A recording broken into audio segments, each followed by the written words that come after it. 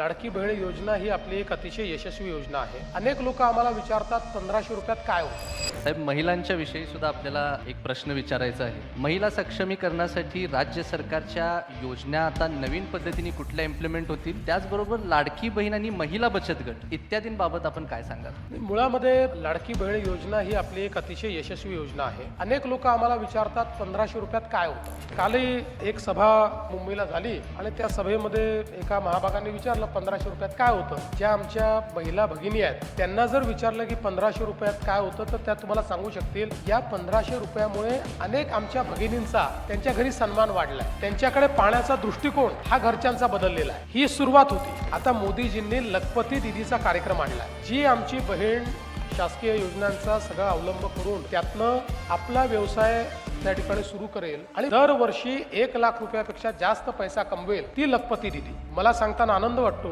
गेल्या 1 वर्षामध्ये महाराष्ट्रामध्ये 50 लाख पेक्षा जास्त लाडक्या बहिणी लखपती दीदी झालेल्या आहेत आणि पुढच्या 4 ते 5 महिन्यात आम्ही 1 कोटी पर्यंत पोहोचतो। ज्या प्रकारे मोदीजींनी मागच्या काळामध्ये वेगवेगळे निर्णय केले आणि 2029 पासून आपल्या विधानसभेत आणि लोकसभेतही महिला या आता आमदार आणि खासदार म्हणून निवडून येणार आहेत, त्याला रिझर्वेशन मिळालेलं आहे। आता मला वाटत नाही की कोणीही आमच्या मातृशक्तीला, आमच्या बहिणींना थांबवू शकेल। Now there time has come. आता त्यांची वेळ आलेली आहे, आता त्यांना कोणीच थांबवू शकत।